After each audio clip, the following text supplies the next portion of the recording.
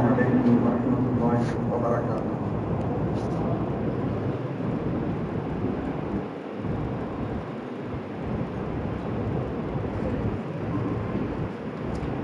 الحمد لله رب العالمين والعاقبة للمتقين والصلاة والسلام على من أرسله الله رحمة للعالمين هاديا وبشيرا ونذيرا وداعيا إلى الله بإذنه وسراجا منيرا. أما بعد، أعوذ بالله من الشيطان الرجيم. بسم الله الرحمن الرحيم. لن تنالوا البر حتى تنفقوا مما تحبون وما تنفقوا من شيء فإن الله به عليم. قال رسول الله صلى الله عليه وسلم: إذا مات الإنسان انقطع عنه عمله إلا من ثلاث: صدقة جارية وعلم ينتفع به ولد صالح يدعو له أو كما قال سيدنا حبيبنا صلى الله عليه وسلم: سبحانك لا علم لنا إلا ما علمتنا إنك أنت العليم الحكيم.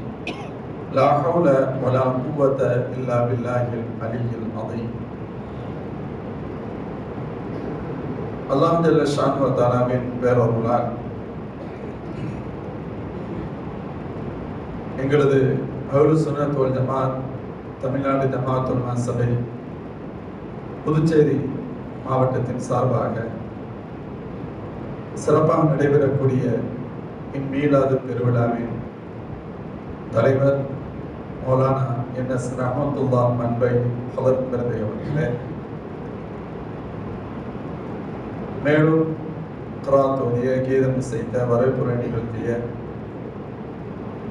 தொகுப்புரை வழங்கிய கண்ணியத்திற்குரிய உலமா பெருமக்களே, முன்னிலை வகிக்கக்கூடிய சுல்தான்பேட்டை மற்றும் புதுச்சேரி மாவட்ட அனைத்து மஸ்ஜித் நிர்வாக பெருமக்களே, சிற்றுரைகளையும் வழங்கியிருக்கக்கூடிய கண்ணியத்திற்குரிய ஆலிம் பெருமக்களே, அலையதொரு சிறப்பு உரையை எனக்கு முன்பு இளைஞர்களை நல்வழிப்படுத்துவது எப்படி என்ற தலைப்பில் மிக அற்புதமான முறையை வந்து சென்றிருக்கக்கூடிய எனது அன்பிற்குரிய சகோதரர் மௌலவி ஏ முகமது இஸ்மாயில் ஹசனி ஹதரத் பிரதே அவர்களே,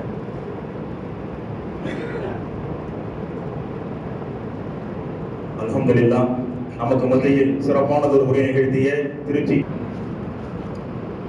அல்ஹம்துலில்லாஹ், அல்லாஹ்வின் கிருபையினால் நமது உயிரின் மணிய கண்மணி நாயகம் ரசூலுல்லாஹி ஸல்லல்லாஹு அலைஹி வஸல்லம் அன்னவர்களின் மீலாது பெருவிழாவை கொண்டாடுகின்ற நசீபை விளக்கிய அல்லாஹ்விற்கு எல்லா புகழும். மேலும் அதன் வழியாக அல்லாஹ்வின் திருத்துதர் ஸல்லல்லாஹு அலைஹி வஸல்லம் எந்த சிறப்பான மார்க்கத்தை நம்மிடத்தில் கொண்டு வந்து சேர்த்தார்களோ அந்த மார்க்கத்தை விளங்குகின்ற முறையில் பல்வேறு தகவல்களை பேசுவதற்கும் கேட்பதற்கும் தௌஃபீக் அளித்த அல்லாஹ்விற்கு எல்லா புகழும் என்று கூறியவனாக எனது தலைப்பிற்குள் வருகிறேன்.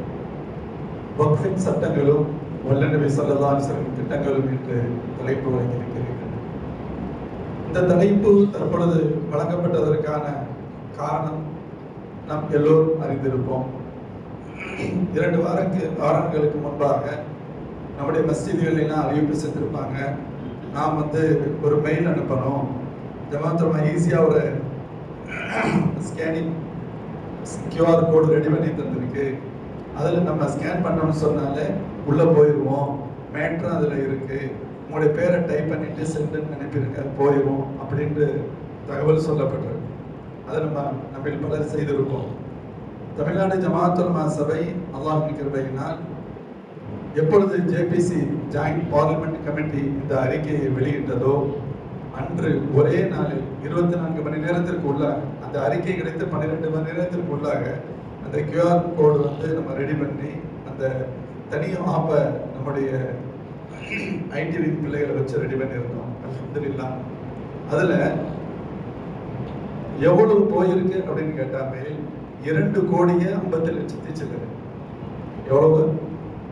2,57,00,000 சில்லறை. இது சந்தோஷத்துக்குரிய செய்தி. இன்னொரு பக்கம் வருத்தத்துக்குரிய செய்தி என்னன்னு கேட்டா, தமிழகத்தின் பங்களிப்பு அதுல கிட்டத்தட்ட 6வது 7வது இடத்துல இருக்கு.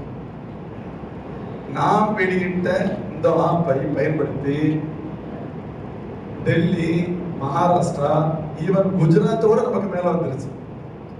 அவங்கெல்லாம் இதை பயன்படுத்தி தங்களுடைய வாக்குகளை, தங்களுடைய கருத்துக்களை தெரியப்படுத்தினார். அவ்வளவு எளிமையாக ரெடி பண்ணப்பட்டிருக்கு. நம்ம செஞ்சவங்களுக்காண்டி சொல்ல வரல, இயல்பு. அதனாலதான் எல்லோராலும் அது எடுத்தாளப்பட்டது. எல்லாரும் அதை முழுசா பயன்படுத்தினாங்க. மாஷா அல்லாஹ். ஏன் அப்படி ஒரு தேவை? தொடர்ந்து அந்த பணியை நம்ம செஞ்சு வந்துகிட்டே இருக்கிறோம். அதற்கான டைம் முடிஞ்சிருச்சு. இப்ப எல்லாம் நீங்க பார்த்திருப்பீங்க, எம்பிக்கள், முக்கிய அரசியல் தலைவர்களை சந்திச்சு நம்முடைய அட்வொகேட் டீமை வச்சு இந்த பழைய சட்டத்திற்கு இவர்கள் கொண்டு வந்த 2024 வக்ஃப் அமெண்ட்மெண்ட் பில் திருத்த மசோதா வந்தா என்ன பிரச்சனைகள் எல்லாம் ஏற்படும் என்பதை பேசணும். இல்ல நம்ம இங்க சொல்லலாம், பார்லிமெண்ட்ல யார் பேசுறது? அவர்கள் பேசுவதற்கு வசதியாக பல்வேறு நுணுக்கமான கருத்துக்களை தொகுத்து அவர்களுக்கெல்லாம் வழங்கிக் கொண்டிருக்கிறோம். ஜேபிசிக்கு நம்ம ஆரம்பத்திலே அனுப்பிட்டோம். ஜேபிசி ஜாயிண்ட் பார்லிமெண்டரி கமிட்டி இப்ப இந்தியாவுடைய மிக முக்கிய நகரங்களுக்கு வந்து அங்கே இருக்கக்கூடிய முக்கியஸ்தர்களை சந்தித்து பல்வேறு கருத்துக்களை கேட்டு வருகிறார்கள். டெல்லி, மகாராஷ்டிரா, அதே போன்று ஹைதராபாத், சென்னை, இப்படி முக்கிய சிட்டிகளுக்கு வர்றாங்க. நாளை சென்னையில் இருக்கிறார். சென்னையில் நாளைக்கு அதற்கான ப்ரோக்ராம். நாளை அவர்களை சந்தித்து இது சம்பந்தப்பட்ட தகவல்களை பேச வேண்டும் அழைப்பு வந்திருக்கிறது சகோதரர்களே. சரி, இதெல்லாம் ஏன் என்ன? நம்ம பெரும்பாலானவர்களுக்கு சிஏஏ வந்த பொழுது தெரிந்தது, நமக்கு பிரச்சனை என்னன்னு ஓரளவு தெரிஞ்சிச்சு. ஆனா இந்த வக்ஃப் அமெண்ட்மெண்ட் பில்லை பற்றி, சட்ட திருத்த மசோதாவை பற்றி பெரிய அளவுல தெரிஞ்சிச்சு அப்படின்னு சொல்ல முடியல. ஆனா மொத்தத்துல ஏதோ ஒரு பாதிப்பு நமக்கு இருக்கு, அது மட்டும்தான் விளங்கி இருக்கு. நான் சுருக்கமாக குறிப்பிட்ட நேரம் நம்ம எல்லாரும் இஷா தொழுகணும், சாப்பிடணும், ரெஸ்ட் எடுக்கணும், ஓய்வு எடுக்கணும். குறுகிய நேரத்தில் சில தகவல்களை சொல்ல விரும்புகிறேன். வக்ஃப்னா என்ன? அது எப்படி இஸ்லாத்துல வந்துச்சு? எப்படி நடைமுறைப்படுத்தப்பட்டுக்கிட்டு இருக்கு? அதுக்கு என்ன பிரச்சனை? இவங்களால நம்ம சொத்துக்கு என்ன பிரச்சனை ஏற்படுத்த முடியும்? என்ன செய்யறாங்க? இதை நம்ம எல்லாருமே அவேர்னஸ், விழிப்புணர்வு தெரிஞ்சிருக்கிறது அவசியம். பொதுவாக தர்மம் அப்படிங்கிறது நமக்கு தெரியும், அப்படித்தானே? ஒரு ஏழை கேட்கிறார், 10 ரூபாய் எடுத்து கொடுப்போம். நம்முடைய உறவுகள் எதனுக்காக வர்றாங்க, 1000 ரூபாய் கொடுப்போம். மதரசாக்கு வர்றாங்க, ஒரு கட்டிடம் சொல்றாங்க, 2000 ரூபாய் கொடுப்போம். இது தர்மம். இப்படி நாம் பல பேருக்கு தர்மம் செஞ்சுக்கிட்டு இருக்கோம். ஆனா தர்மத்துக்கான வார்த்தை சதகா. ஜகாத் கொடுக்கிறோம், ஜகாத்துங்கிற வார்த்தை தனியா இருக்கு. அன்பளிப்பு, ஹதியா, ஹிபா, பல வார்த்தைகள் இருக்கு. வக்ஃப் என்ன? நாம் சொல்ல புரியுதா? அப்ப வக்ஃப்னா என்ன? வக்ஃப் அப்படிங்கிறதுக்கு literary meaning, dictionary wise meaning சொல்றாங்க, நிறுத்துதல் அப்படின்னு அர்த்தம். என்ன அர்த்தம்? நிறுத்துதல். குர்ஆன் ஷரீஃப் ஓதிக்கிட்டு இருக்கும்போது ஹஸ்ரத் இங்க வக்ஃப் செய்யலாமா அல்லது வக்ஃப் செய்யக்கூடாத இடத்துல வக்ஃப் செஞ்சுட்டாங்க, வக்ஃப் செய்யற சட்டம் என்னன்னு கேள்விப்பட்டிருப்பேன் ஓரளவு. அந்த வக்ஃப்ங்கிற கருத்தை நிறுத்தும் இடம். அல்ஹம்துலில்லாஹி ரப்பில் ஆலமீன், ஆலமீன் என்று இருக்கும், வட்டம் இருக்கு, ஆயத்து முடிவு இருக்கு. நிறுத்தலாம், நிறுத்தலாம் இருக்கு. என்ன சொல்லுவோம்? வக்ஃப் செய்யலாம். வக்ஃப் செஞ்சா எப்படி செய்யணும்? ந அப்படிங்கறத இன்னண்டு ரப்பில் ஆலமீன், அர் ரஹ்மானிர் ரஹீம் இருக்கும், அர் ரஹ்மானிர் ரஹீம். அப்ப நிறுத்துதல் அப்படின்னு அர்த்தம். இங்க என்ன நிறுத்துதல் அப்படின்னு கேட்டா, சொத்துக்கள் மாறிக்கிட்டே இருக்கும். இன்னைக்கு ஏன் சொத்து, நாளை என் பையனுடைய சொத்து, அல்லது நான் யாருக்கு ஒருத்தர் வித்துட்டேன்னா அவருடைய சொத்து. சொத்து மாறிக்கொண்டே இருக்கும். யாரோ ஒரு இடத்தில் தொடர்ந்து போய்கிட்டே இருக்கும். இப்படி எல்லாம் போகாம ஒரு சொத்து ஒரு இடத்தில் மாறிக்கொண்டே இல்லாமல் நிறுத்தப்பட்டுவிடும். அதுக்கு அடுத்து அந்த சொத்து வேற யாருக்கும் போக, அதுக்கு பேர் தான் வக்ஃப். புரியுதா? அதுக்கு அடுத்து எங்கேயும் போக அப்படின்னா என்ன? புரியுற எளிமையான புரியணுங்கிறக்கான்னு சொல்லலாம். இந்த மஸ்ஜிதுக்கான ஒரு இடம், ஒரு 3 கிரவுண்ட் இடம் வச்சுக்கோங்க. ஃபார் எக்ஸாம்பிள், புரியறதுக்காக மட்டும் சொல்ல. யாரோ நம்முடைய முன்னோர் தாதாவுடைய தாதா அவங்க சொந்த இடத்தை நான் அல்லாஹ்வுக்காக இந்த 3 கிரவுண்ட் இடத்தை நான் மஸ்ஜிதுக்கு கொடுத்துட்டேன்னு சொல்லிட்டேன். இதுவரைக்கும் இந்த பூமி, இந்த 3 கிரவுண்ட் எப்ப இருந்து இருக்கு? இந்த உலகம் தோன்றிய நாளில் இருந்து இருக்கிறது. யாரோ ஒருவருக்கு சொந்தமாக இருந்தது. சொந்தம் மாறி மாறி மாறி நம்ம தாதாவுடைய தாதாவுக்கு வந்துச்சு. அதே போல அது இன்னும் போய்கிட்டே இருக்கும். அவருடைய மீதி சொத்துக்கள் போய்கிட்டே இருக்கு. ஆனா இந்த 3 கிரவுண்ட் இடம் இனிமே அவருடைய பிள்ளைக்கு இல்ல. இனிமே வேற யாருக்கு வாங்க முடியாது. நின்றுச்சா? அது கிட்ட போகல, அவ்வளவுதான். அப்ப இது யாருக்கு உரியது? அல்லாஹ்வுக்கு உரியது. யாருக்கு உரியது? அல்லாஹ்வுக்கு உரியது. அல்லாஹ்வுக்கு உரியதுன்னா அல்லாஹ்வுக்கு என்ன தேவை இருக்கு? எல்லாமே அவனுக்கு உரியது தானே. அல்லாஹ்வுக்கு உரியது தானே. லில்லாஹி முல்கு ஸமாவாத்தி வல் அர்த். இந்த வான பூமி அவனுக்கு சொந்தம், அதில் இருப்பவை எல்லாம் அவனுக்கு சொந்தம். இந்த 3 கிரவுண்ட் இடத்தை நீங்க அல்லாஹ்வுக்கு கொடுக்குறீங்க அப்படின்னா என்ன அர்த்தம்? அல்லாஹ்வுக்கு சொந்தப்படுத்துகிறோம். அல்லாஹ் தன் பிரியத்திற்குரிய அடியார்களான தன் அடியார்களுக்கு அதை வழங்குகிறான். அவனுக்கு என்ன தேவை இருக்கு? ஆனால் அடியார்களுக்கு கொடுக்கப்படுகின்ற எல்லாவற்றையும் அல்லாஹ் தனக்கானதாக கருதுகிறான் என்பதால் அல்லாஹ் கேட்பாங்கல்ல, வாக்கரில்லாஹ் கரதன் ஹஸனா, அல்லாஹ்வுக்கு அழகிய கடன் கொடுங்க. அல்லாஹ்வுக்கு எங்கிட்ட கடன் கொடுக்கிறது? என் அடியார்களுக்கு கொடுங்க. மந்தலிதி யகுருல்லாஹ் கரதன் ஹஸனா, எனக்கு அழகிய கடன் கொடுப்பவர் யார்? இன்னும் அல்லாஹ் பஞ்சன் ஆயிட்டானா? அல்லாஹ்வுக்கு அல்லாஹ் ஏழை ஆயிட்டான், பஞ்சத்துக்கு உட்பட்டுட்டான், அதனால அவனுக்கு ஏதாவது ஹெல்ப் பண்ணணுமா?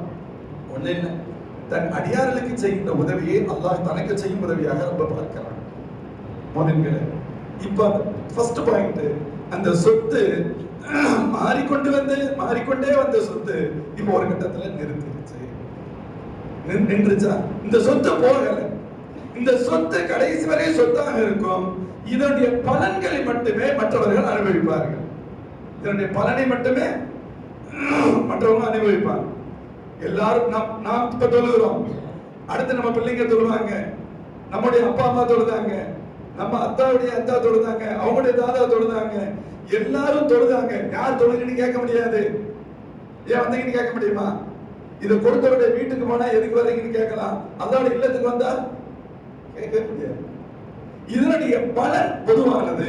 ஆனால் பலன் பொதுவானது. வரலாம், தொழுகலாம், போகலாம், வரலாம். ஓரத்தில் படுத்துக்கிறதுக்கு அனுமதி கேட்டீங்க, படுத்துக்கலாம்.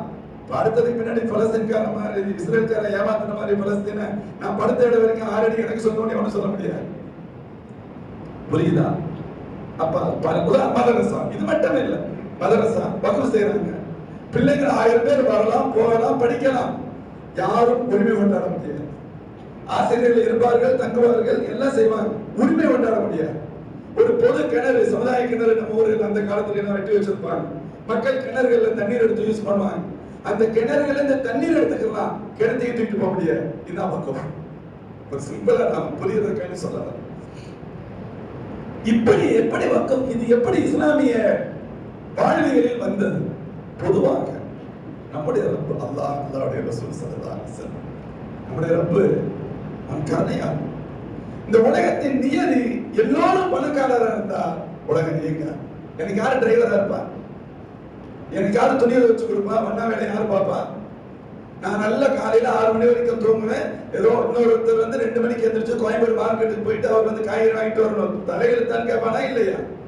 நீ தூங்குவேன், நான் 2 மணிக்கு மார்க்கெட் போனேன், இழிச்சா வாங்கினு கேட்பான். இப்ப அப்படி கேட்க மாட்டேங்கிறான். நான் எவ்வளவு வேகமா போய் ஃப்ரெஷ்ஷான காய்கறி வாங்கிட்டு வந்துட்டா அந்த ஏரியாவில் உள்ள மக்கள் எனக்கு வியாபாரம் எனக்கு நல்லா நடக்கும், அல்லாஹ் அவன் கல்வியில எப்படி போடுறான். அப்படி இல்லைன்னா எவன் செய்வான்? யாரும் செய்ய மாட்டான். யாரும் செய்யும்? இந்த உலகத்தை அல்லாஹ்வினால் எல்லோருக்கும் சமமாக கொடுக்க முடியும்.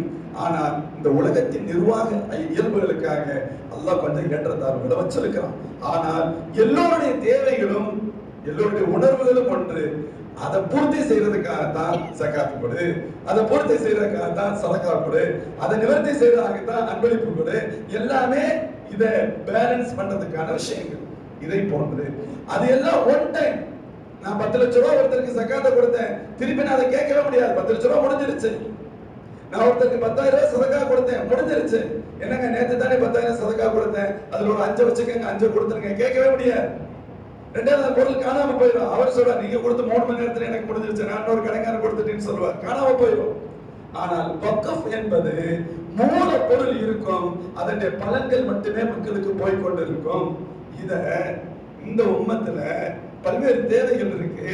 மஸ்ஜிதுகள் தேவை இருக்கு, மதரசாக்கள் தேவை இருக்கு, மருத்துவமனைகள் தேவை இருக்கு, கல்வி நிலையங்கள் எல்லோரும் பொது பயன்பாட்டிற்கு தேவையான கல்வி நிலையங்கள் தேவை இருக்கு. இவ்வளவு தேவைகள் இருக்கு. இன்னொரு பக்கத்துல ஏழை எளிய மக்கள் கஷ்டப்படுவாங்க, வைப்பாங்க. இவர்களின் பிரச்சனைகள் எல்லாம் சீர் செய்வது 1/3 எப்படி குறைந்தபட்சம் 1/3 இருந்து 50% வறிய மக்கள் இருப்பார்கள். அந்த வெற்றிடத்தை சரி செய்வதற்கு அல்லாஹ்வும் அல்லாஹ்வுடைய ரசூல் தந்த திட்டங்களில் மிக முக்கியமான ஒன்றுதான் வக்ஃப். அதுல ஒண்ணுதான் வக்ஃப். பிரிச்சு சொல்றதுக்கு நேரம் இல்லை, நான் கொஞ்சம் சுருக்கமா தான் சொல்றேன். அல்லாஹ்வின் திருத்தூதர் ஸல்லல்லாஹு அலைஹி வஸல்லம் அதனால அந்த பல இடத்துல கேட்கிறான், கடன் கொடு, எனக்கு கடன் கொடு. நாளை மறுமையில நம்ம கேள்விப்பட்டிருப்போம், அல்லாஹ் சொல்லுவான், ஒருத்தட்ட நான் பசிச்சேன் எனக்கு சாப்பாடு கொடுத்தியா, நான் தானிச்சிருந்தேன் தண்ணி கொடுத்தியா, நான் உடம்பு சரியில்லாம இருந்து விசாரிச்சியா, நமக்கு தான் ரொம்ப புத்திசாலியாச்சு. யாருந்தா நீ ரொம்ப நான் உனக்கு எப்படி பசிக்கும், உனக்கு எப்படி தாகும், உனக்கு எப்படி நோய் வரும், அறிவாளித்தனமா கேட்கும். அவன் அல்லா சொல்லிய அடியான் பசித்திருந்தான், நீ அங்கே கொடுத்திருந்தீன்னா என்னைய பார்த்திருப்பான். அவன் தாகித்திருந்தான், அவன் நோய்வாய்ப்பட்டிருந்தான், ஒரு வார்த்தை கேட்க மாட்டேன். அப்ப அடியார்களை நலம் விசாரிப்பது, அடியார்களுக்கு உதவி செய்வது அல்லாஹ் தன்னுடைய நலமாக பார்க்கின்ற ரப்ப அல்லவா. அந்த அல்லாஹ் சொல்றான், என் அடியாருக்கு ஹெல்ப் பண்ணுங்க, ஹெல்ப் பண்ணுங்க, ஹெல்ப் பண்ணுங்க. அதுக்கு பகரமா பன்மடங்கு ஆக்கி தருவேன். அதாஃபன் கஸீரா. ஒண்ணுக்கு 10 அல்ல, 10 குறைந்தபட்சம் 10, 100, 1000, லட்சம், எவ்வளவு அதோடைய கிளாஸை கொடுத்தது. அல்லாஹ் எவ்வளவு தருவான்னு சொல்ல முடியாது. மதீனா ஷரீஃபுக்கு ஹிஜ்ரத் செஞ்ச சஹாபாக்கள் வந்திருக்காங்க. மதீனாவுல நல்ல தண்ணி இல்ல. மஸ்ஜித் நபவிக்கு பக்கத்துல ஒரு கிணறு இருக்கு. ஒரு யூத சகோதரர் சரியான கஞ்சன், அவருக்குரிய கிணறு. அங்க மட்டும்தான் நல்ல தண்ணீர் இருக்கு, குடிக்கிற மாதிரியான தண்ணீர். வேற இடத்துல தண்ணீர் சரியா இல்ல. முஸ்லிம்கள் இந்த தண்ணீர் தான் எடுக்கணும். அவனோ பயங்கர ரேட்டை காஸ்ட்லி பண்ணிக்கிட்டே இருக்கலாம், சமாளிக்க முடியாம கஷ்டப்பட்டான். பெருமானார் ஸல்லல்லாஹு அலைஹி வஸல்லம் அப்பொழுது கேட்டார்கள், மை யஷ்தரி பிர் ரூமா, இந்த ரூமா, இந்த நபருக்கு சொந்தமான இந்த கிணறு இருக்கிறது அல்லவா, இதை யார் வாங்குவார்கள், இதை யார் வாங்குவார்கள்? பிஹைரில் லஹு மின்ஹா. ஸல்லல்லாஹு அலைஹி வஸல்லம் சொல்றாங்க, இதை நீங்க வாங்குனீங்கன்னு சொன்னா, இதை நீங்க வாங்குனீங்க அப்படின்னு சொன்னா ஃபில் ஜன்னா, இதற்கு பகரமா அல்லாஹ் சொர்க்கத்தில் இடம் தருவான். இதற்கு பகரமா ஒருத்தர் வாங்கி அவருடைய வாளியோடு, ஸல்லல்லாஹு அலைஹி வஸல்லம் அவருடைய வாளியோடு, அவர் வாளியோடு தண்ணீர் இறைப்பார்ல, முஸ்லிம்களுடைய வாளிகளும் இறைக்கின்ற சூழலை கொடுப்பாங்க. ஆனால் வாங்கி தனக்கு சொந்தமாக்கி அவரோட வியாபாரம் செய்யல, வாங்கினார், அவரும் தண்ணீர் எடுக்கிறார், மற்ற முஸ்லிம்களும் தண்ணீர் எடுக்க செய்கிறார் என்று சொன்னார். அதற்கு பகரம் அவருக்கு சொர்க்கம் உண்டுன்னு சொன்னார். அதற்கு வரலாறு கேள்விப்பட்ட உஸ்மான் பின் அஃபான் ரலியல்லாஹு அன்ஹு அவர்கிட்ட போய் பேரம் பேசினாங்க, ரேட்டு பேசினா அவன் முதல்ல கொடுக்கவே மாட்டேன்ட்டான். கொடுக்க மாட்டேன், நல்ல பிசினஸ் நடந்துகிட்டு இருக்கு, டெய்லி பிசினஸ் நடக்குது, கொடுக்க மாட்டேன்ட்டான். அப்ப கேட்டாங்க, சரி நீ முழுசா கொடுக்க வேண்டாம், பாதி கொடு அப்படின்னு கேட்டான். பாதி அவனுக்கு புதுசா தெரிஞ்சு, கிணறுல எப்படி பாதி இருக்கிறது ஒண்ணு இல்ல, ஒரு நாள் நீ தண்ணீர் எடுத்துக்க, நீ வித்துக்க, தண்ணீர் எடுத்துக்க, என்ன வேணா செஞ்சுக்க, இன்னொரு நாள் எங்களுக்கு, ஒரு நாள் உனக்கு, ஒரு நாள் எங்களுக்கு, ஆனா நான் பாதி காசு தந்துடுறேன். அவனுக்கு இந்த டீலிங் பிடிச்சிச்சு, காசும் பெரிய காசு வந்துருது. அதுக்கு இடையில ஒரு நாள் நமக்கு வாய்ப்பு இருக்கு, பிசினஸ் பண்ணிக்கலாம். இவங்க ஒரு நாள் தானே தண்ணி எடுக்க போறேன்னு நினைச்சுக்கிட்டு சரின்னு சொல்லி ஒப்பந்தம் கரெக்டா ஆயிருச்சு. ஒரு நாள் அவர் தண்ணி எடுக்கிறார், ஒரு நாள் முஸ்லிமுடைய கணக்கில் பறக்கத்தான் தண்ணீர் எடுத்துக்கிட்டாங்க. நாளைக்கு தேவையானதை எடுத்து வச்சு, நாளைக்கு தான் எடுக்க முடியாதே தவிர இன்னைக்கு எடுக்க கூடாதுங்கிறது இல்லை. நம்ம பிடிப்போமா இல்லையா, தண்ணீர் 3 நாளைக்கு சேர்த்து பிடிச்சு வச்சிருவோம்ல. அதே போல எல்லாருமே 2 நாளைக்கு தேவையான தண்ணீர் எடுத்துட்டாங்க. காலப்போக்கில் அவனுக்கு வியாபாரம் டல் ஆயிடுச்சு, நோக்கமே இல்லை, யாருமே தண்ணி வாங்குறதுக்கு தயாராக இல்லை. அவன் பார்த்தா என்னடா அந்த பிசினஸ் டல் அடிக்குது. அப்பா சத்தோசான் ரலியல்லாஹு அன்ஹு போனாங்க, பேசினாங்க, நைஸா சூழ்நிலை புரிஞ்சுக்கிட்டு, எப்படி நீங்க இன்னொரு பாதி எதுவும் இருந்தாலும் தந்துடலாம், அது உங்களுடைய விருப்பம் அப்படின்னு சொன்னாங்க. இன்னொரு பாதியை கொடுக்குறாங்க, கொடுங்க. அவன் பார்த்தான் பிசினஸே ஆகல, வேஸ்ட் ஆயிருச்சு. அதனால இன்னொரு பாதியை சேர்த்து வித்துலாம் சொல்லி வித்தா, புள்ளி ஒரு ஹதீஸ் சொல்லுகிறது, 35,000 திர்ஹம் கொடுத்து வாங்கினாங்க. 35,000 திர்ஹம் அப்படின்னு சொன்னா எனக்கு, அதாவது 100 கிலோ வெள்ளிக்கு சமம். இன்னைய காசுல 1 கோடி ரூபாய்க்கு சமம். இன்னைக்கு உள்ள கணக்கு பார்த்தோம்னா ஏறக்குறைய 1 கோடி ரூபாய் மதிப்புள்ள பொருள். யார் வாங்கி கொடுத்தது? ஹஸரத் உஸ்மான் பின் அஃபான் ரலியல்லாஹு அன்ஹு கொடுத்தாங்க. ஹஸரத் ஸல்லல்லாஹு அலைஹி வஸல்லம் சொன்னாங்க, உஸ்மான் இந்த கிணறு அப்படியே இருக்கட்டும், நீங்கள் தண்ணீர் எடுப்பதற்கு மோமின்களுக்கு அனுமதி கொடுத்து விடுங்கள், அதை வக்ஃப் செய்து விடுங்கள், அல்லாஹ் உங்களுக்கு சவாபை தருவான். மாஷா அல்லாஹ். இதுதான் துவக்கமாக நடைபெற்றது. இதுக்கு அடுத்து ஸல்லல்லாஹு அலைஹி வஸல்லம் இதை வலியுறுத்தியதால் சொன்னாங்க, இதா மாத்தல் இன்சான் இன்கதா அன்ஹு அமலுஹு இல்லா மின் ஸலாத். நீங்க மௌத்தாயிட்டீங்கன்னா உங்களுக்கு நன்மை வருகின்ற வழிகள் அடைக்கப்பட்டு விடும். ஹயாத்தா இருந்தா தொழுவேன், நோன்பு வைப்பேன், ஸகாத் கொடுப்பேன், ஹஜ் செய்வேன், எல்லாம் செய்வேன். மௌத்தாயிட்டேன் ஒரு சுப்ஹானல்லாஹ் கூட சொல்ல முடியாது, நன்மை வர வழி கட்டாயம். ஆனா சொன்னாங்க 3 வழிகளில் உங்களுக்கு அதற்கு பின்பு நன்மை கிடைக்கும். ஒன்று சதகத்துன் ஜாரியா, தொடர் தர்மம். இரண்டாவது பலன் தரக்கூடிய கல்வி ஞானம், நல்ல கல்வி அடுத்தவங்களுக்கு நீங்க போதிச்சீங்க, அதை பார்த்து ஒருத்தர் அமல் செய்தார், அவர் அமல் செய்யும் காலமெல்லாம், அவர் அதை சொல்லும் காலமெல்லாம், அதன் மூலமாக அமல் செய்யும் காலமெல்லாம் உங்களுக்கு நன்மைகள் வந்து கிடைக்கும். அதுக்கடுத்து வலதன் சாலிஹன் யதுலா, துஆ செய்யக்கூடிய குழந்தை. சரி, ஃபர்ஸ்ட் பாயிண்ட் என்ன? சதகத்துன் ஜாரியா, தொடர் தர்மம். சதகத்துன் ஜாரியாங்கிறதுக்கு ஹதீஸ்களை விரிவுரையாளர்கள் சொல்கின்ற அர்த்தம் வக்ஃபுடைய சொத்துக்கள். ஏன் தொடர் தர்மம்? ஒரு தடவை சதகாங்கிறது ஒரு தர்மம், ஒன்ஸ் கொடுத்துட்டேன்னா முடிஞ்சு போச்சு. மஸ்ஜிதுக்கு நான் இடம் கொடுத்ததும் தர்மம் தான், ஆனா இது முடிஞ்சிடல, தொடர் தர்மம். கியாமத் நாள் வரை மஸ்ஜிதா இருக்கும், அது இருக்கும் காலமெல்லாம் உனக்கு சவாப் வந்துகிட்டு இருக்கும்.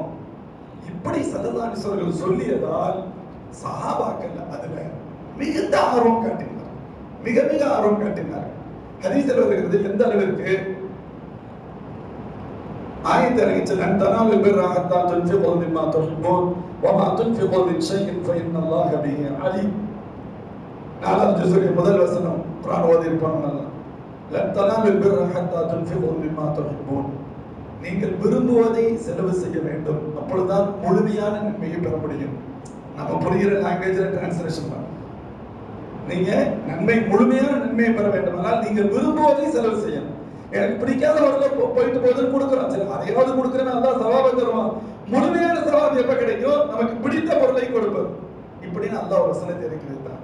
இந்த வசனம் சஹாபாக்களே பரவுகிறது. அபூ தல்ஹா ரலியல்லாஹு அன்ஹு வர்றாங்க, ஸல்லல்லாஹு அலைஹி வஸல்லம் என்ன சஹாபாக்கள் எவ்வளவு பெரிய சொன்னாங்க, யா ரசூலல்லாஹ் அல்லாஹ் இப்படி வசனத்தை இறக்கிறான் நான் கேள்விப்பட்டேன். ஆம் ஆம் அபூ தல்ஹா, யா ரசூலல்லாஹ் எனக்கு நிறைய பெரித்தமல தோட்டங்கள் உண்டு, அந்த தோட்டங்கள்ல பீரோஹான்னு ஒரு தோட்டம் இருக்கு மஸ்ஜித் நபவிக்கு கொஞ்சம் பக்கத்துல, யா ரசூலல்லாஹ் எனக்கு ரொம்ப பிடிக்கும். அல்லாஹ் சொல்றான் உங்களுக்கு பிடித்தமானதை செலவு செய்யணும், அப்பதான் முழுமையான நன்மையை பெற முடியும். அதை நான் அல்லாஹ்விற்காக உங்களிடத்தில் ஒப்படைத்து விடுகிறேன் என்றார்கள் ஹஸரத் அபூ தல்ஹா ரலியல்லாஹு அன்ஹு. அல்லாஹ்வின் ஸல்லல்லாஹு ரொம்ப மகிழ்ச்சி, சந்தோஷம். ரொம்ப ஸல்லல்லாஹு அந்த தோட்டம் பெருமானார் அடிக்கடி போவாங்க, அந்த தண்ணீரை சாப்பிடுவாங்கலாம் ஹதீஸ்ல வருது. சில ரொம்ப சந்தோஷம் சொல்லிட்டு சொன்னாங்க, ஸல்லல்லாஹு உங்களுக்கு உறவுகள் இருக்கிறார்களா? உறவுகள் இருக்கிறார்கள். அப்படியா? இதை உபயோகம் அவர்களுக்கு மத்தியில் இதை பிரித்து கொடுங்கள் என்றார்கள் ஸல்லல்லாஹு அலைஹி வஸல்லம். உறவுகளுக்கு கொடுங்கள், இதனுடைய நன்மைகள் உறவுகளுக்கு போய் சேர்க்கின்ற வழியை ஏற்படுத்துங்க. அதனாலதான் இந்த வக்ஃப்ல 2 வகை இருக்கு. ஒன்று, ஒருவர் தன்னுடைய சொத்தின் ஒரு பகுதியை உறவுகளுக்காக வக்ஃப் செய்வது. என்னுடைய பிள்ளைகள், என்னுடைய பேர பிள்ளைகள், என்னுடைய குடும்பத்தினர், என் குடும்பத்தினர் படிக்கிறது, என்னுடைய பையன், என்னுடைய பொண்ணு, அவங்க பிள்ளைங்க, உதாரணத்துக்கு ஒருத்தர் இந்த வம்சாவளியினருக்கு அவங்கள கஷ்டப்படுறவங்களுக்கு இந்த 10 ஏக்கர் சொத்திலிருந்து வரக்கூடிய வருமானத்தை ஃபுல்லா கொடுக்கணும்னு சொன்னா அதுக்கு பெயர் வக்ஃப் தான். அது வக்ஃபே ஆகிவி அல்லது அது துர்ரி, உறவுகளுக்கான வக்ஃப் அப்படின்னு பேர். இன்னொரு வக்ஃப் இருக்கு, பொது வக்ஃப். இன்னொரு வக்ஃப் இருக்கு, பொது வக்ஃப். பொது வக்ஃப் என்ன? யாருக்கு வேண்டுமானாலும் பயன்படுத்திக் கொள்ளலாம், மூமின்கள் யார் வேண்டுமானாலும் பயன்படுத்திக் கொள்ளலாம். எது மாதிரி ஹஸரத் உஸ்மான் ரலியல்லாஹு அன்ஹு பேர் உலமாவை வாங்கி கொடுத்தாங்கல்ல, அதை போன்று கைபர்ல ஹஸரத் உமர் ரலியல்லாஹு அன்ஹுக்கு ஒரு பெரிய கைபர் யுத்தத்துல நிறைய பேருக்கு கனிமத் பொருட்கள் கிடைச்சிச்சு, குவாலிட்டியான கனிமத் பொருட்கள். உமர் ரலியல்லாஹு அன்ஹு ஸல்லல்லாஹு அலைஹி வஸல்லம் சொல்றாங்க, ஸல்லல்லாஹு அலைஹி வஸல்லம் எந்த அளவுக்கு வக்ஃபை வலியுறுத்தி இருக்கிறார் என்பதற்கு இவையெல்லாம் ஒரு நம்ம மேலோட்டமா பார்க்கின்ற பொழுது கிடைக்கக்கூடிய ஆதாரம். ஸல்லல்லாஹு அலைஹி வஸல்லம் உமர் ரலியல்லாஹு அன்ஹு சொல்றாங்க, யா ரசூலல்லாஹ் பெருசா எனக்கு சொத்துக்கள் இல்ல, ஆனா இருக்கிற சொத்துக்கள்லயே எனக்கு இப்பொழுது கிடைத்திருக்கிறது கைபர்ல கனிமத்தாக, இது எனக்கு ரொம்ப ரொம்ப மிக பிரியமான ஒரு சொத்து. யார சொல்லுதா இதை நான் எப்படி செய்யட்டும் அப்படின்னு கேட்டாங்க. சொன்னாங்க, அசல் உங்களிடம் இருக்கட்டும், அதனுடைய பலன்களை மக்களுக்கு கொடுங்கள் அப்படின்னு சொன்னாங்க. அசல் உங்களிடம் இருக்கட்டும், அதனுடைய பலன்களை மக்களுக்கு கொடுக்கணும் அப்படின்னு அர்த்தம். சொத்தாக மட்டுமே இருக்கட்டும், அதிலிருந்து கிடைக்கக்கூடிய விவசாயங்கள் மற்றவைகளை மற்றவர்களுக்கு நீங்கள் தர்மமாக வழங்குங்கள். இந்த சதகா, இந்த வக்ஃபுக்கு பெயர் வக்ஃபே கைரி அல்லது வக்ஃபே ஆம், பொது வக்ஃப் என்று அதற்கு பெயர். இன்னைக்கு இது மாதிரியான இந்த 2 வகையான வக்ஃபுகளும் சமூகத்தில் உண்டு.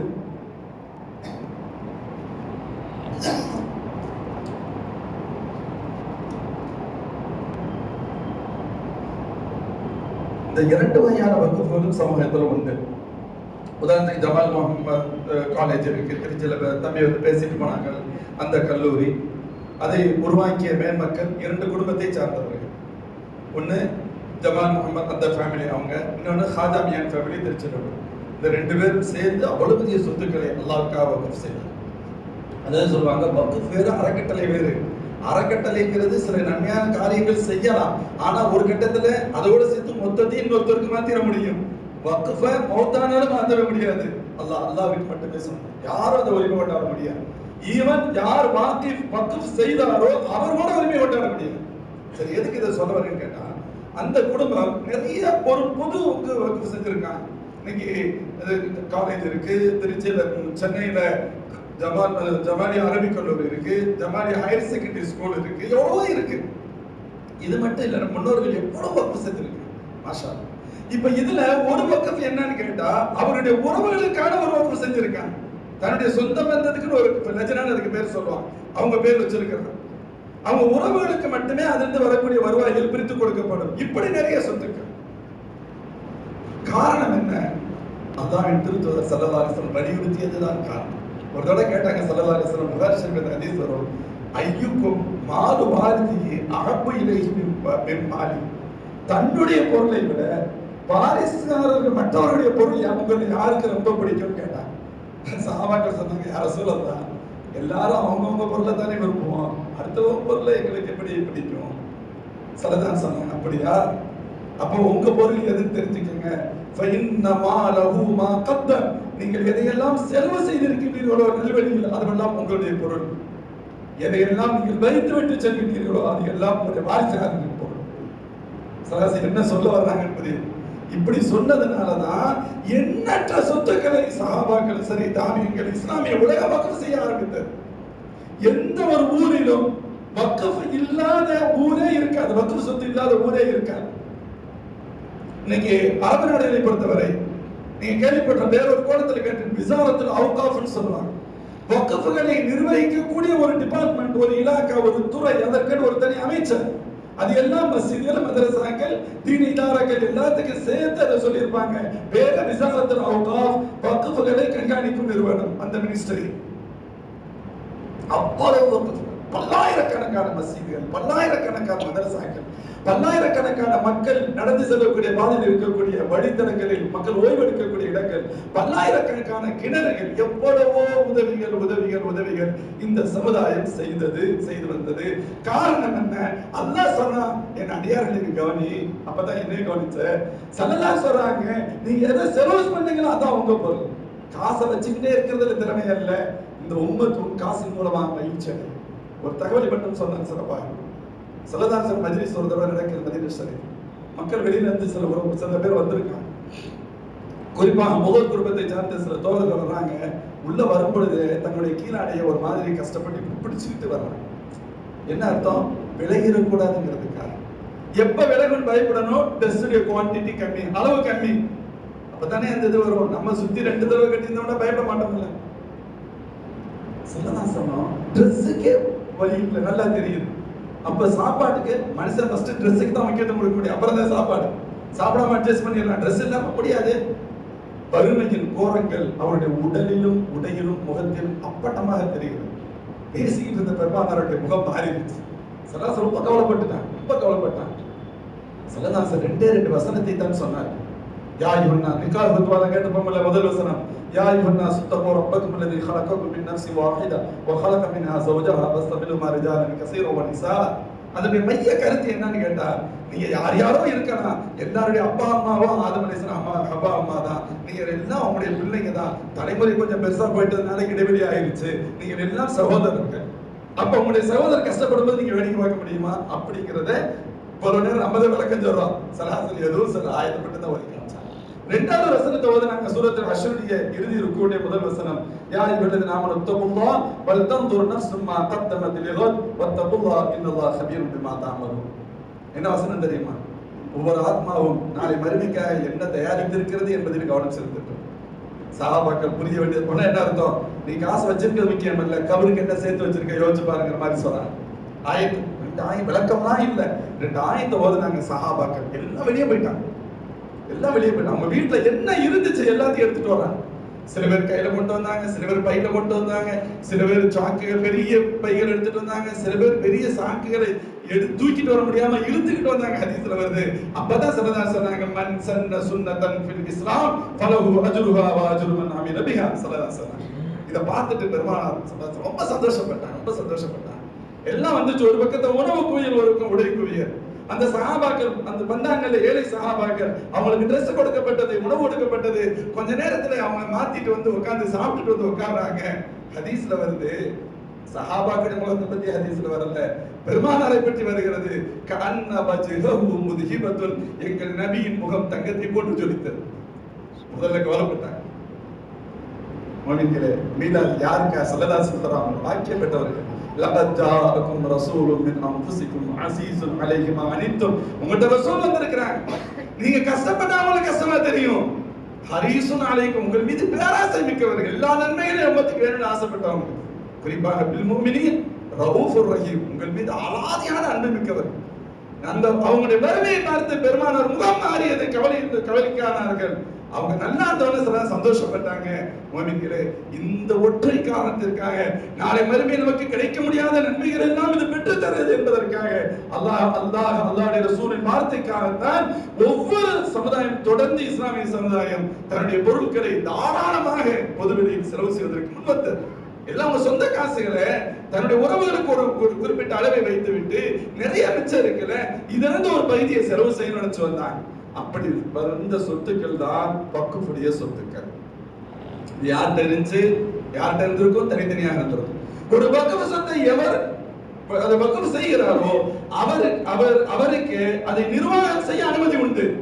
நான் 10 வீட்டை வக்ஃப் செஞ்சுட்டேன், அந்த 10 வீட்டுல யார வாடகைக்கு வைக்கிறது, ஒரு வாடகை வசூல் பண்றது, அதை பராமரிப்பு செய்யறது, அந்த காசை எடுத்து உரிய ஏழைகளுக்கு கொடுக்கிறது. நான் வக்ஃப் செஞ்சதுனால யாரோ ஒருத்தர் தான் அந்த வேலையை செய்யணுங்கிறது அல்ல, நான் நியமிக்கின்ற யாரோ ஒருவரும் செய்யலாம், நானேனும் செய்யலாம். அந்த உரிமை உண்டு. ஆனா எடுத்துக்கொள்ள முடியாது. நான் தாங்க செஞ்சேன், 10 வருஷத்துக்கு முன்னாடி கொடுத்தேன், இப்ப நான் ஏழை ஆயிட்டு நான் எடுத்துக்கிறேன்னு சொல்லவே முடியாது. வக்ஃப் செய்பவர் அவரே அதை நிர்வகிப்பதற்கான அனுமதியும் உண்டு, அல்லது இன்னொருவர் நிர்வகிப்பதற்கான அனுமதியும் உண்டு. இப்படி வருகின்ற பொழுது அடுத்தடுத்த ஜெனரேஷன் வருது. சில சமயத்துல அவங்களுடைய வாரிசுகளே கூட போதிய விளக்கம் இல்லாமல் சில தவறுகளை செய்து விடலாம். பெரும்பாலான வக்ஃபுகள் பொது வக்ஃபுகளாக செய்யப்பட்டு, பொதுவாக மஸ்ஜிதுக்கு ஒரு வக்ஃப், மதரசாவுக்கு வக்ஃப், குறிப்பாக தர்காக்களுக்கு ஏகப்பட்ட சொத்துக்கள் வக்ஃப். இப்ப இதுல இந்த வக்ஃப் சொத்துக்களை பராமரிக்கக்கூடிய மற்றவர்கள் இது விஷயத்தில் தவறிழைக்கக்கூடியவர்களாகவும் இன்னொரு பக்கம் பலகீனமானவர்களாகவும் மாறினார்கள். யதார்த்தத்தை நம்ம புரியணுமா இல்லையா? இன்னைக்கு வக்ஃபுடைய சொத்துக்கள் எவ்வளவு நம்ம கேள்விப்பட்டிருப்போம். இந்தியாவுடைய ஃபர்ஸ்ட் மிலிட்டரிக்கு சொந்தமான சொத்துக்கள் அதிகம். நம்பர் 2 சொல்லுங்க, ரயில்வேக்கு சொந்தமான சொத்துக்கள் அதிகம். நம்பர் 3 முஸ்லிம்களுடைய வக்ஃப் சொத்துக்கள். நம்ம யோசிச்சு பார்க்கணும். இது 3ஆவதுங்கிற மாதிரி கூட தெரியும், 3ஆவது கூட இல்ல.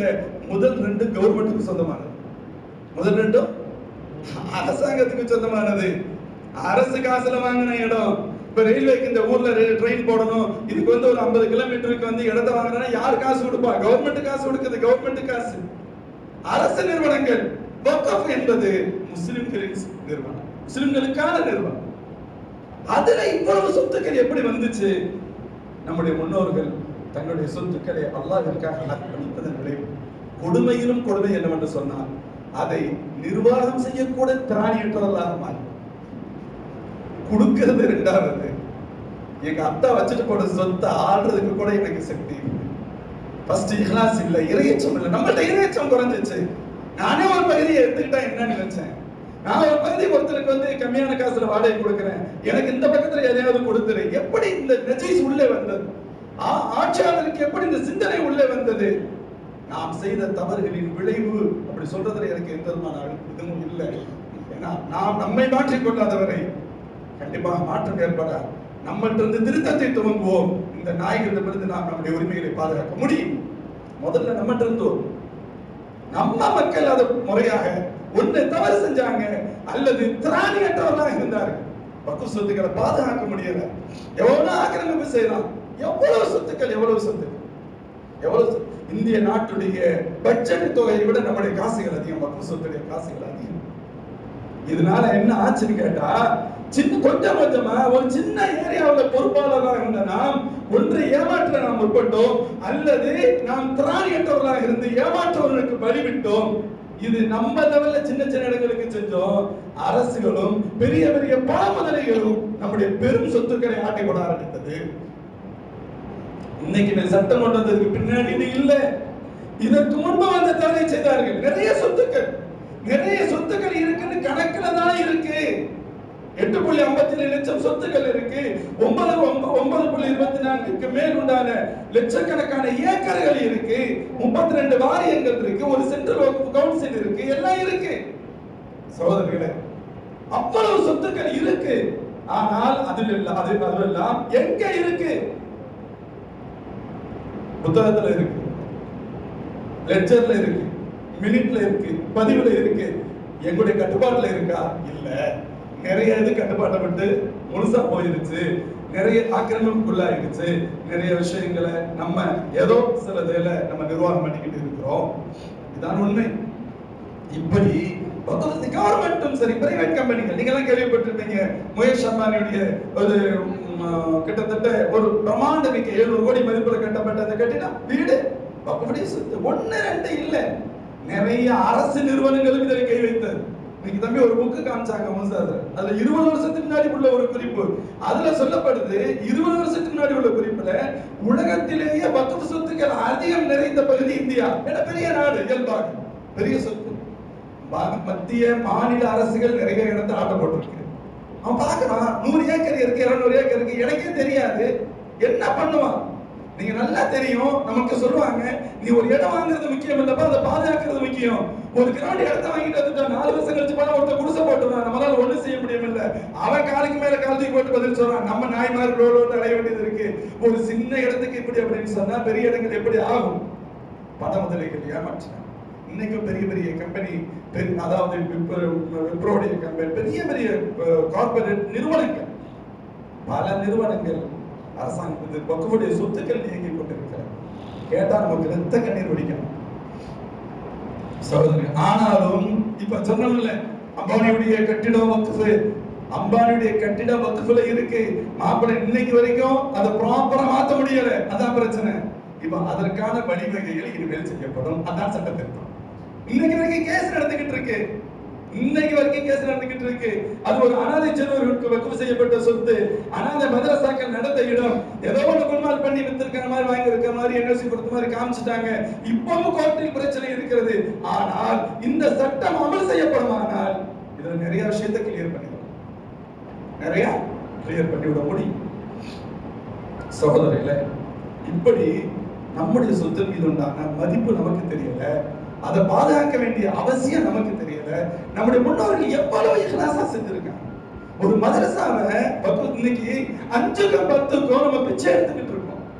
5 ரூபாய்க்கு 10 ரூபாய்க்கும் நீங்க நன்கடை கொடுங்க, சந்தா கொடுங்கன்னு வீடு வீடா, ஏரியாவா நம்முடைய எவ்வளவோ நம்ம கஷ்டப்படுறோம்.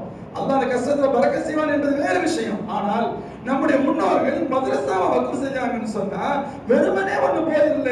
மதரசாவா இடத்தை வக்ஃப் செஞ்சுட்டு மதரசா நடத்தணும்னா காசு வேணும்ல, வருமானம் வேணும்ல, அதுக்காக அதை விட பன்மடங்கு பெரிய சொத்தை வக்ஃப் செஞ்சாங்க. இது மாதிரி நிறைய உண்டு. அதனால காதல் மைதீன் காலேஜ் இருக்கு, பிரமாண்டமிக்க காலேஜ் இருக்கு, அல்ஹம்துலில்லாஹ். அந்த காலேஜுடைய பக்கத்துல ஒரு அரபு காலேஜ் இருக்கும். இன்னமும் ஓபன் பிளேஸ்ல பல காலேஜ்கள் கட்ட முடியும், அவ்வளவு பெரிய இடம் இருக்கு. அந்த இடம் முழுக்க அரபு கல்லூரிக்காக வக்ஃப் செய்யப்பட்ட இடம். அந்த அரபு கல்லூரிக்கு வக்ஃப் செய்யப்பட்ட இடத்துல செலவு பண்றது காசு வேணுங்கிறக்காண்டி பக்கத்துல ஒரு ஊரையே வக்ஃப் செஞ்சிருக்கிறாங்க. ஊரே வக்ஃப் செய்யப்பட்டு. இப்ப திருச்சியில உங்க பிரச்சனை அதுதான்.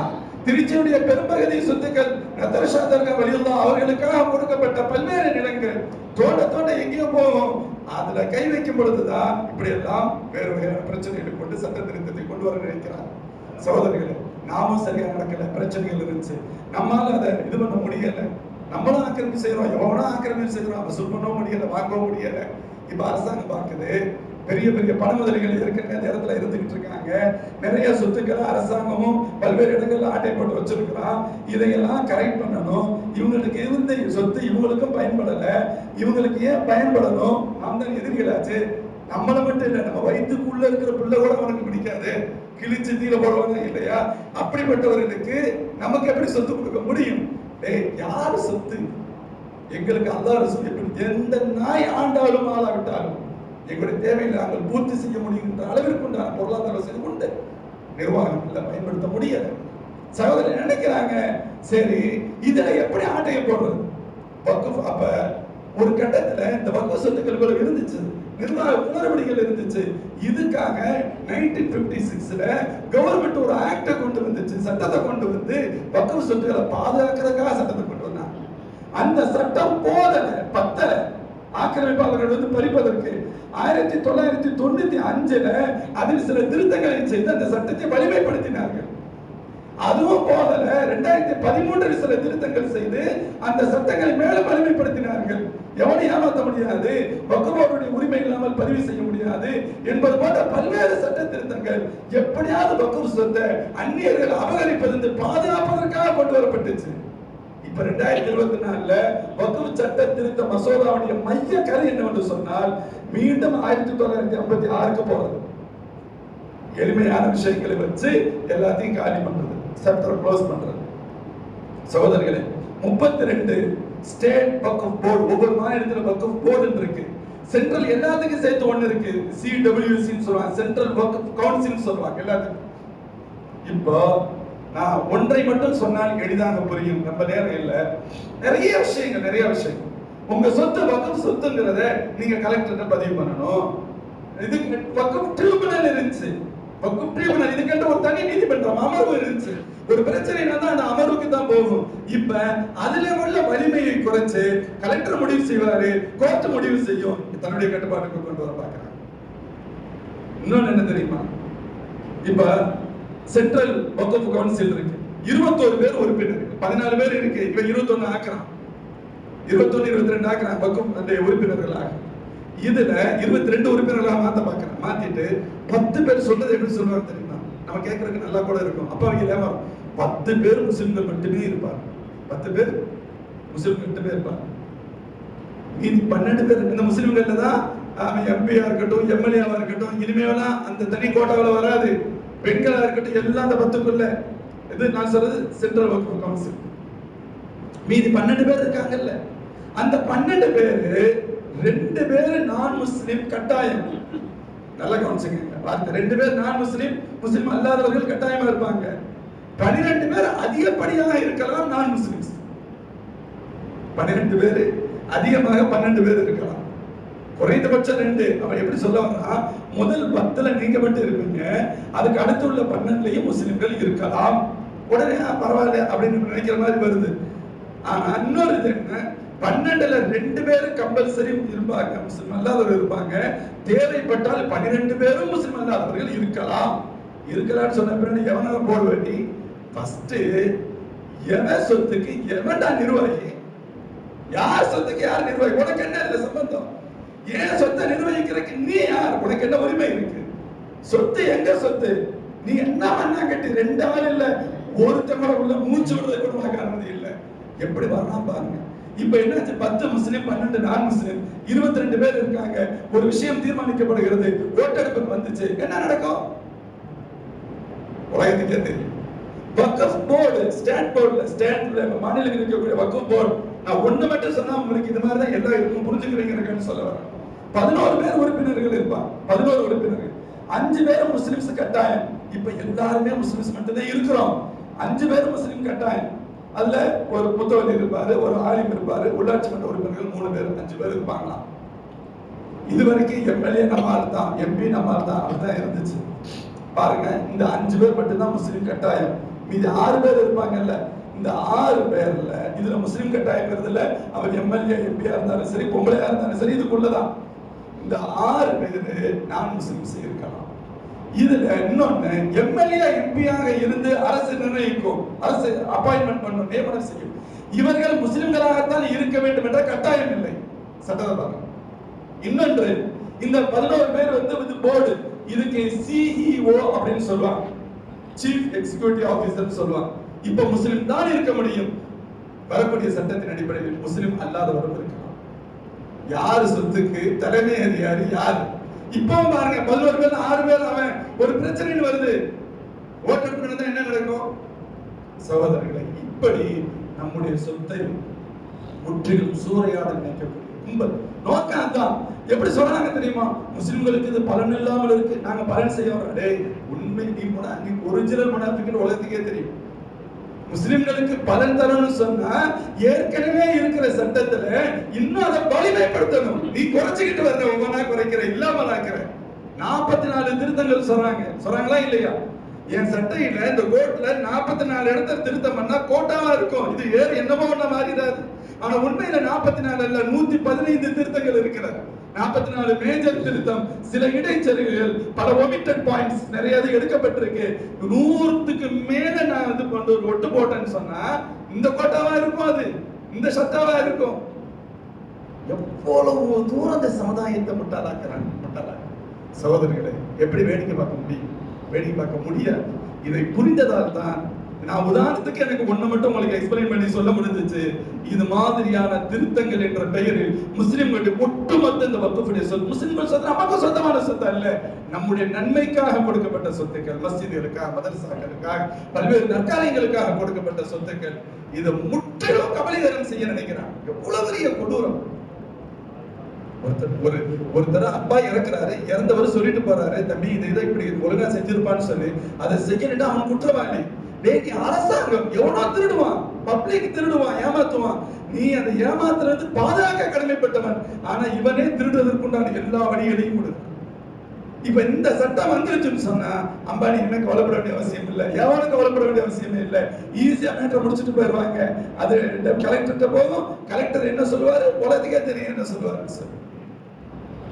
சகோதரர்களே, இப்படிப்பட்ட ஒரு சூழல் நாம் விழிப்புணர்வு அவசியம். விழிப்புணர்வுங்கிறது என்ன? விழிப்புணர்வு முடிச்சுட்டு இருக்க பேரு விழிப்புணர்வு இல்லை. சில பல விஷயம் நமக்கு தெரியறதே இல்லை. துனியாவில் என்ன ஏதோ ஒண்ணு சொல்றாங்க, அசத்மார்னு சொன்னாங்க, அதனால நம்பி நம்ம சேர நமக்கு ஆபத்து. நான் சொன்னதை விட பல ஆபத்துகள் அதுல இருக்கு, பல ஆபத்துகள். இதுல இருந்து சரி பண்ணணும்னு சொன்னா நம்ம ஃபர்ஸ்ட் வக்ஃப் செய்யணும்னு நான் சொல்லணும். இப்போதைக்கு வக்ஃப் செய்யறதை விட இருக்கிற சொத்துக்களை பாதுகாக்கிற முதல் படி. நான் ஏமாத்திருந்தா நான் அதுல இருந்து வெளியே வரணும். நான் ஊருக்கு உபதேசம் பண்ணிக்கலாம் அடைய முடியாது. முதல்ல யார் வக்ஃப் சொத்துக்களை ஏமாத்தி இருக்கிறோமோ, அதுல வீடுகளை கட்டி இருக்கோமோ, கடைகளை சொந்த கடைகளை நினைச்சு வச்சிருக்கிறோமோ, ஏமாத்துங்கிற நியத்திலேயே இருக்கிறோமோ, கேட்கறதுக்கு ஆள் கிடையாது, நம்முடைய சொத்து தான் நினைக்கிறோமோ, அவங்க அல்லாஹ்வுக்கு பயந்து அந்த சொத்துக்களை மதரசா மஸ்ஜிதுகளுக்கு தர்காக்கள் எதுக்கு உரியதோ அதோட நம்ம இன்னொரு ஏழைக்கு நான் கொடுக்குறேன் கொடுக்க முடியாது. ஓ சொத்தை இல்லை, நீ எப்படி தானே பண்ற? எதுக்கு அது சொந்தமானதோ அதுக்கு கொடுக்கணும். இதுல ஏமாற்ற மாட்டேன் என்று நாம் முடிவெடுக்க வேண்டும். அப்படி முடிவெடுத்து நாம் சின்ன முயற்சி செய்து அல்லாஹ்விடத்தில் தொழுது விட்டு துஆ செய்வோமானால் சிறுநீர் வெளிக்கிட்டு விட்டு சுத்தம் செய்யாதவர்கள் எல்லாம் நம்மை மிரட்டி கொண்டே இருக்க முடியாது. ரெண்டாவது, நம்ம பிள்ளைங்க படிக்கணும். நிறைய படிங்கன்னு சொல்றோம், லா படிங்கன்னு சொல்றோம். இன்னைக்கு ஏன்னு சொன்னா நான் நிறைய பேசலாம், என்னுடைய பேச்சு எப்படி அம்பலம் ஏறணுமா, சட்ட ரீதியாக, தர்க்க ரீதியாக, முறையாக நிபுணத்துவம் பெறணும்னா நான் லாவை படிங்க. நம்ம பிள்ளைங்க படிக்க சொல்ல லாவை படிங்க, லாவில் எம்ஃபில் பண்ணு, லாவில் பிஹெச்டி பண்ணு, வக்ஃப் சொத்துக்களை பத்தி பிஹெச்டி பண்ணு. உதாரணத்துக்கு சொல்ல வருகின்றேன். இன்னைக்கும் கூட இந்த குறிப்புகளை எல்லாம் எங்களுக்கு அதுல இருந்து தொகுத்து 95 ஆக்ட் இது, 2024 ஆக்ட் இது, இதனால என்னென்ன பாதிப்பு, என்னால உடனடியா எடுக்க முடியுமா, எடுக்க முடியாது, ஏன் எனக்கு அந்த நாலேஜ் இல்லை, அந்த நாலேஜ் உள்ள என் சகோதரன் தானே எடுத்து தந்தான். அவர்களும் இல்லையானால் நாங்களே குறித்து போயிருவோம். இப்ப உண்மை தேவையா இல்லை. தம்பி சொன்னாங்கல்ல, நீங்க என்ன படிக்கிறேன், எதுக்கு படிக்கிறேன்னு தெரியல, தயவு செய்து ஒரு குறிப்பிட்ட அல்லாஹ்விடத்துல துஆ செய்யணும். துஆ செஞ்சுட்டு ஒரு முறையான ஒரு விஷயம், எனக்கும் என் குடும்பத்திற்கும் என் சமுதாயத்திற்கும் பயன் தரக்கூடிய விஷயங்களில் என் பிள்ளைகளை பயன்படுத்துவேன் என்ற சிந்தனை வரணும். நாம வக்ஃப் செய்யணும். குறைந்தபட்சம் வக்ஃப் நம்ம சாப்பிடக்கூடாது. ரெண்டாவது, வக்ஃபை பாதுகாக்கணும். மூன்றாவது, அபகரிக்க நினைப்பவர்களிடமிருந்து எதையும் எங்களுக்கு பறிக்க முடியாது என்பதை காண்பிக்க வேண்டும். அதை செய்வதற்காக தான் ஜமாத் உலமா தங்களுக்கு எல்லாம் அனைத்து மக்களுக்கும் அறிவிப்பு செய்தது. நம்ம போராட விட மாட்டேன். போராடுகிற ரோட்ல நின்று மட்டுமல்ல, எப்படி எல்லாம் முடியுமோ எல்லா வகையிலும் போராடணும். விட்டா அவனுக்கு பயம் வரணும். எவன் மேலே கை வைக்கலாம், முஸ்லிம்களை மேல கை வைக்க முடியாது என்ற அச்சத்திற்கு உள்ளாக்கியே தீர வேண்டும். அவன் நம்மளை நினைச்சுக்கிட்டு இருக்கான், அச்சப்படுத்துவோம் என்று சொல்லி நினைச்சிட்டு இருக்காங்க. நாங்க எவனுக்கும் பயப்பட மாட்டோம், அல்லாஹ்வுக்கு மட்டும்தான் பயப்படுவோம். நீ யார் பயப்படுறது கொண்டு தாதாவுக்கே பயப்பட மாட்டோம். மோகின்களே, வெறும் வாய்ஸோட அல்ல, நம்முடைய உள்ளத்திலும் அந்த எண்ணம் தான் இருக்க வேண்டும். ரப்பை தவிர்த்து நான் எவனுக்கும் பயப்பட மாட்டேன் என்ற உணர்வு, நான் நேர்மையா இருக்கின்றவரை என் சொத்து போகாது என்ற எண்ணம். அப்ப நம்ம நேர்மையை நம்ம காமிக்கிறோம். நேர்மையோடு இருந்த அந்த சொத்துக்களை மீட்டுவதற்கு என்னென்ன வழிகள் இருக்கிறதோ ஜமாத்தம் அவங்களை கைட் பண்ணும். இன்ஷா அல்லாஹ் தேவையான வழிகளில் நாம் அதற்குண்டான முயற்சிகளை மேற்கொள்வோம். அல்லாஹ்வுடைய பேருதவி கிடைக்கும். தீயவர்கள் தொடர்ந்து அப்படியே ஆட்சி பண்ணிட்டு போயிட முடியாது. ஒத்தில்கல் ஐயாமுல் உதாபிலுஹா பைனன் நாஸ், காலங்கள் மாறத்தான் செய்யும். இன்னைக்கு இருக்கிற மாதிரி நம்ம இருப்போம்ல நினைச்சுக்கிறாதீங்க. ஆனா அல்லாஹ் என்ன எதிர்பார்க்கிறான், மாற்றம் வேணும் ஆசைப்பட்ட நீ என்ன முயற்சி செய்த? What is your movement? நீ என்ன முயற்சி செய்த? உன்னுடைய ஹரக்கத்து என்ன? அதுக்கு அல்லாஹ் இடத்துல பதில் சொல்றதுக்காகத்தான் சில காரியங்களை நாம் மாற்ற வேண்டும். அல்லாஹ்வுடைய பேருதவி கிடைக்கும். இவர்கள் துட்ட காலம் துணிய காலம் என்று ஓடுகின்ற காலம் வரும். நம்முடைய சொத்துக்கள், முஸ்லிம்களுடைய பத்து சொத்துக்களை எவனும் அபகரிக்க முடியாத ஒரு சூழல் ஏற்படும். நம்ம திருப்பி ஒப்படைக்கிற ஒரு காலம் வரும். எல்லாம் இல்ல அல்லாஹ் ஜல்ல ஷானஹு வ தஆலா அந்த காலத்தை விரைவில் பார்க்கும் நசீபை, அநியாயமற்ற உலகை, இந்தியாவில் பாதுகாப்பான இந்தியாவை, அமைதியான பாதுகாப்பான இந்தியாவை, நிம்மதியான இந்தியாவை, மக்கள் சகோதரத்துவத்தோடு வாழக்கூடிய இந்தியாவை எல்லாம் அல்ல அல்லாஹ் ஜல்ல ஷானஹு வ தஆலா மீட்டு தருவானாக என்று துஆவும் செய்தவனாக இந்த அரிய வாய்ப்பை வழங்கிய எங்கள் மாவட்ட ஜமாஅத் சபை சகோதரருக்கு நன்றி கூறி என் வார்த்தைகளை நிறைவு செய்கிறேன். வாஹிர் தஅவானா அல்ஹம்துலில்லாஹி ரப்பில் ஆலமீன். அஸ்ஸலாமு அலைக்கும் வரஹ்மத்துல்லாஹி வபரகாத்துஹு.